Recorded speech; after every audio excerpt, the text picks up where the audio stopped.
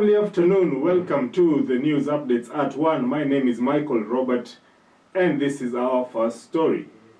In a horrific love story, betrayal, and probable murder has shocked a tranquil village in Baringo County. A 25-year-old man was detained when neighbors A tranquil village in Baringo County, a 25-year-old man was detained when neighbors discovered his wife's decomposing body in their home, leading officials to believe a deadly love triangle. Here is the story. Kapata ya kuwa ndugu yangu alitenda kitendo cha unyama. Akaua ambaye alikuwa anaishi naye ni kama bibi yake, wako na mtoto mmoja. Nilimwambia sasa uliua, niliua. Tukamulika, tukaona kweli mambo imetendeka. Tuliona tu imelala hivi na tukaona ni kama kamba kwa shingo. Kwa kitanda. Ako chini na hiyo kamba yake ako chini. Tukasema amusi ni kusema huyu mtu amenyonga. The main suspect tulimshika na ako kwa police custody na uchunguzi unaendelea. Nilipoangalia vizuri sana na kuuliza, nikapata kiini ni ya kuwa eti mke wake huyo ambaye amekuwa naye amekuwa ni mke mwenye amekuwa akitangatanga na akapatana na askari. Jambo la kusitikisha kweli. Wamama wameuawa kweli. Na tunaomba haki yetu tuipate. Wamama ama wasichana, kama mtu unajua tu umeoleka uko kwako, akisuache tabia mbaya kweli. So mnaona inawaua. Human rights organizations led by the Mukuru Community Justice Center have criticized the government for the delay in resolving the quarry corpses dumping case. In a report released 5 months after the discovery of bodies at the dump site, the NGOs condemned the government for failing to safeguard the victims and ensure justice for the impacted families. Here's the report.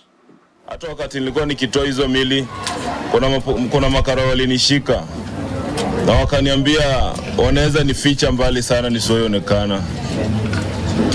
Na mimi nikamwambia wafanye chenye wanaweza fanya, lakini siwezi nyamaza. Mukuru Community Justice Center notes that the state has failed through their biometric data based to identify all victims and their family.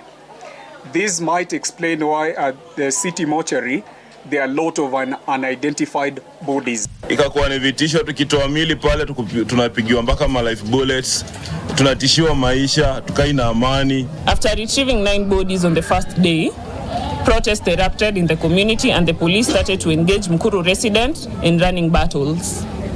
The cases of police brutality increased. Na tukiendelea kunyamaza tutaisha kwa sababu tumekuwa waoga. Tusikue waoga, sisi wote tushikane, nikiwa peke yangu ziwezi, lakini tukiwa wote tunaweza. Community still believe that there are more bodies, there are more remains of human beings still lying there. And we call upon the DCI, we call upon the Director of Homicide, Mr. Martin, please consider the lives of human beings that are being mentioned to be lying there. We demand that the state must move with speed to continue with the investigation and to comb that area so that any belief or feeling that there are human beings there must be investigated and the surety be rendered to the public. Now in other news, residents of Mathira, home constituency of former Deputy President Rigathi Gachagua, have started collecting petitions to recall Representative Eric Wamombi. Residents accuse the MP of misusing public funds and voting to impeach Gachagua against their will. Meanwhile, constituents upset by Gachagua's removal and replacement with Professor Kithure Kindiki are targeting the MPs who supported the motion in Parliament. Here's the story. Sisi tulimwambia asiweke financial bill, asiweke sign, na bado akaweka. Tukamwambia sifukuze Gachagua na akamfukuza. Amekataa kutufanyia kazi yake tu ni siasa baya. So tunataka aende kabisa. Napiga sign kwa sababu hakuna kazi anafanya hapa Mathira. Hakuna kazi anafanya hapa. Hata hatumuoni. Wakati wa impeachment ya deputy president wetu hapa, Wamombi alikuwa anahonga watu Nyeri town na hapa. Haya, Wamombi amekuwa akifuta watu kwa ofisi yake bila mpangilio. Hiyo mbazari anapatia watu makaratasi. Makaratasi ikipikwa huko shule hakuna pesa ziko. Watoto wakifunga, wazazi wanashindwa juu balances zinakuwa mingi.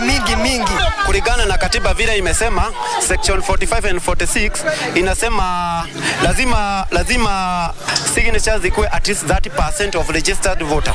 So far registered voter yenye iko kwa IBC ya Mathira ni allowed 100,000.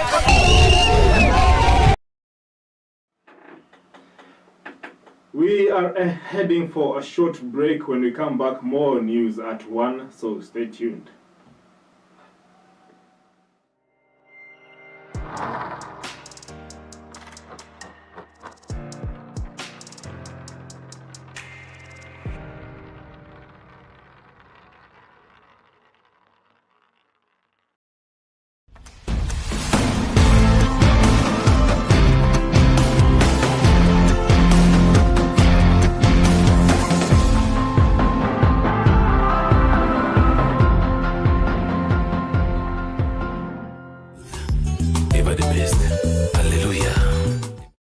Je, wewe ni mfanyabiashara katika sekta ya elimu, afya bora, usafiri ama unamiliki kampuni yoyote ile? Ungependa kupata fursa ya kutangaza biashara yako ili kuwafikia wateja zaidi? Usikonde. Runinga ya Younib inakupa fursa ya kupeperusha matangazo kuhusu bidhaa na huduma unazotoa kwa bei nafuu. Kwa maelezo zaidi, wasiliana nasi kupitia nambari za simu 0750344700 ama kupitia barua pepe marketing@younibtv.com. Jinyakulie leo. Younib TV, ever the best.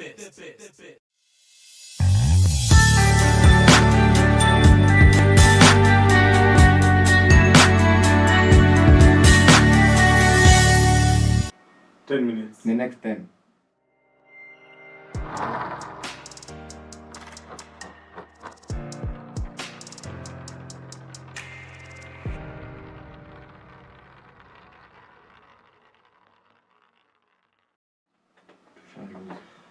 Welcome back.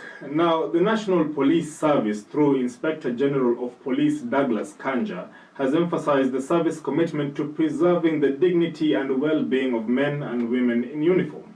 According to the IG, this would be accomplished by increasing counseling and mental health facilities available to officers in the force. Here's the report. We also want those services to be led by officers who are also well-grounded in terms of training, whose mental health is also good. And that's the reason why I decided that we need to partner with other stakeholders, because we cannot achieve that alone. We need to work with everybody. We have, through the assistance of the Inspector General, been able to build the capacity and the capability of our homicide detectives in terms of resources, in terms of training. And I can assure Kenyans that we are up to the task. And whoever is involved in any issue of femicide, we shall get hold of them. Now, elsewhere, David Chirchir, Cabinet Secretary for Transport and Roads, has defended Adani, the Indian group seeking to take over Kenya's main airport, Jomo Kenyatta International Airport. Chirchir stated that the government conducted due diligence on Adani, which has been temporarily banned from taking over JKIA by the High Court, and discovered that they have never engaged in any acts of corruption. Here's the story. Thank you. Adani has not been debarred by any country.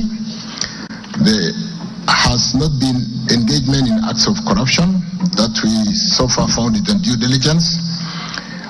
Is not insolvent, is tax compliant in all jurisdictions in which it has local tax presence, is not a default on payment of social security and employment benefits, and its directors or officers have not been convicted of any criminal offense related to professional conduct within a period of 5 years preceding the submission of the proposal, and have not otherwise been disqualified pursuant to administrative suspension or debarment proceeding.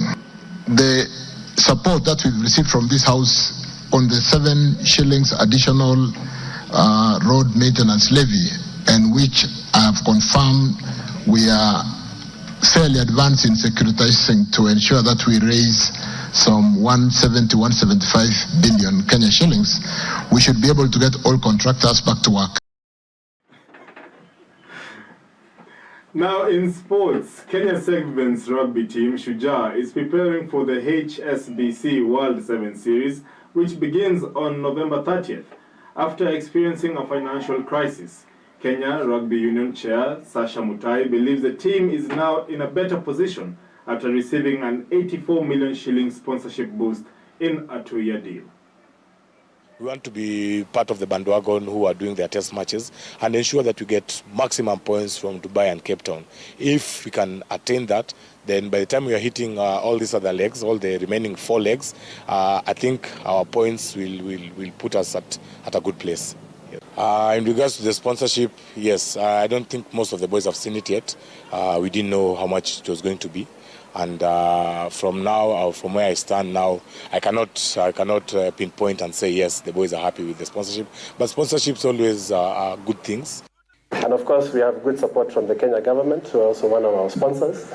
They've helped us a lot in the past year. I've never seen that kind of support. I've been in rugby before as a director and vice chairman, but this government has put in a lot. So we have to give, gratitude where it is due, and that also goes to the Kenya government.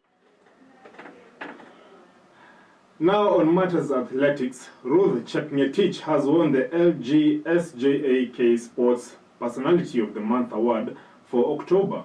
Chepngetich outperformed all expectations on October 13th by setting a new women's world record in the 46th edition of the Chicago Marathon, clocking in 2 hours and 9 minutes and 56 seconds to become the first woman to run the 42-kilometer race in under 2 hours and 10 minutes. Here's the story. Where we do business and recognizing talent, and over 10 years that's why we have partnered with SJAK. The person we are awarding today is none other than Ruth Chepngetich. We are very proud of the records that she holds and the records that she's broken. Has been motivating me each and every time when I think about being awarded, and it makes me to work more harder for the best. Thank you for watching News at 1. My name has been Micheal Morege. Have yourself a wonderful afternoon.